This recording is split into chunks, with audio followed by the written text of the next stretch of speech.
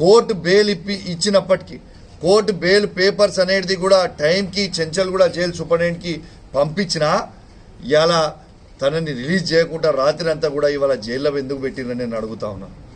ఇలా కోర్టుని కూడా గౌరవిస్తలేడు రేవంత్ రెడ్డి గారు అనేది ఇలా యావత్ తెలంగాణ ప్రజలు మొత్తం కూడా గమనించాలని విజ్ఞప్తి చేస్తూ ఉన్నాను. ఇలా ఏం అవసరం వచ్చింది రాత్రి అంతా పండబెట్టుకోవాల్సిన అవసరం ఏమొచ్చింది కోర్టు ఆర్డర్ ఇచ్చిన తర్వాత? కేవలం రేవంత్ రెడ్డి గారి పేరు తను మాట్లాడేటప్పుడు మర్చిపోయినా మళ్ళా తను దానికి సారీ చెప్పి మళ్ళీ మాట్లాడినా కేవలం తన పేరు మర్చిపోయినందుకే కక్ష తీర్చుకొని తన జైల్లో పెడతా ఉన్నారు. ఇలా కౌశిక్ రెడ్డి గారిని మొన్న అరెస్ట్ చేసే ప్రయత్నం చేసిరు, నన్ను నిన్న అల్లు అర్జున్ గారిని అరెస్ట్ చేసే ప్రయత్నం చేస్తూ ఉన్నారు. నిన్న కథనాలు చూసినా ఏదో రేపు పేపర్లలో రాశారు కేటీఆర్ గారిని రేపు ఎల్లుండి అరెస్ట్ చేస్తామని.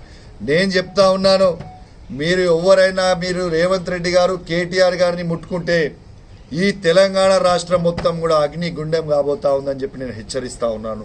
తెలంగాణ ఉద్యమంలో ఎంత పెద్ద ఎత్తున ఉద్యమం చేసిండ్రో దానికంటే పెద్ద ఉద్యమాలు జరుగుతాయని చెప్పి కూడా నేను రేవంత్ రెడ్డి గారిని హెచ్చరిస్తా ఉన్నాను. ఇలా కేటీఆర్ గారు ఏం తప్పు చేసిర్రు?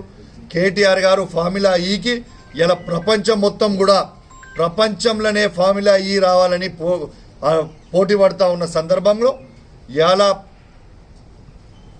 కేటీఆర్ గారు దాన్ని హైదరాబాద్కి తీసుకొని వస్తే ఫస్ట్ ఇయర్ ఏమో 700 కోట్ల పెట్టుబడులు వచ్చినాయి, రెండో సంవత్సరం 12,500 కోట్ల పెట్టుబడులు వచ్చినాయి. ఇవాళ కేటీఆర్ గారి ఆలోచన ఏముండే?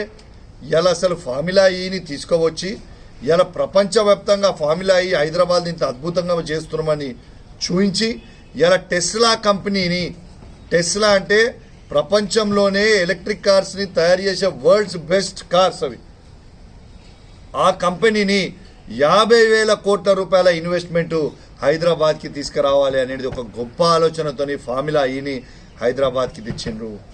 అట్లాంటి ఫార్ములా ఈని తీసుకొస్తే నీకు సిగ్గు లేకుండా ఇలా నువ్వు రద్దు చేసినందుకు నీ మీద కేసు పెట్టాలి, నిండు జైళ్ళకు నువ్వు కాలే తప్పితే కేటీఆర్ గారిని కాదు అని చెప్పి నేను చెప్తా ఉన్నాను. పొద్దున్న లేస్తే కేసు చేయాలి, హరీష్ రావు గారిని అరెస్ట్ చేయాలి, కౌశిక్ రెడ్డిని అరెస్ట్ చేయాలి, ఎవరు ప్రశ్నిస్తే వాళ్ళని అరెస్ట్ చేయాలని తీరుగా రేవంత్ రెడ్డి గారు వివరిస్తుంది. నేను తీవ్రంగా ఖండిస్తా ఉన్నాను. మరొక్కసారి చెప్తా ఉన్నాను, రేవంత్ రెడ్డి గారు మీరు కేటీఆర్ గారిని టచ్ చేస్తే ఇవాళ తెలంగాణలో అగ్ని గుండం కాబోతా ఉంది.